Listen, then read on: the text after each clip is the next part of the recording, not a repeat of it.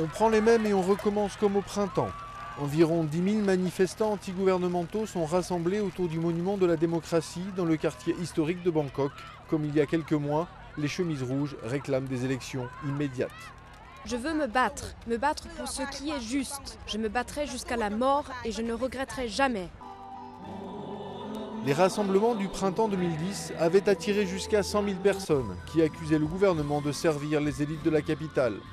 Beaucoup venaient du nord-est rural et pauvre de la Thaïlande, fief de l'ex-premier ministre en exil, Thaksin Shinawatra, renversé par un coup d'État en 2006.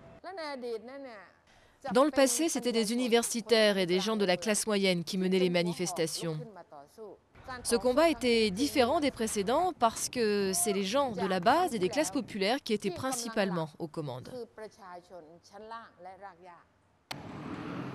Mais après 2 mois d'occupation du centre d'affaires de Bangkok, les manifestations ont pris fin dans un assaut meurtrier de l'armée sur le camp des chemises rouges.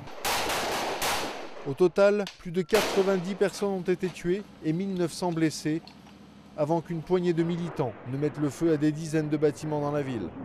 La plupart des leaders rouges sont aujourd'hui en prison ou en fuite, mais l'année 2011 pourrait être tout aussi chaotique.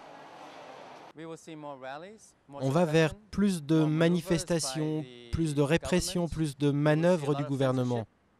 Beaucoup de censure, beaucoup plus de prisonniers politiques aussi. Il y aura de la répression dans les campagnes, de l'autocensure. Bref, ça deviendra de plus en plus un régime militaire autoritaire déguisé pour consolider les élites. Des prédictions que le gouvernement nie farouchement alors que l'état d'urgence vient d'être levé.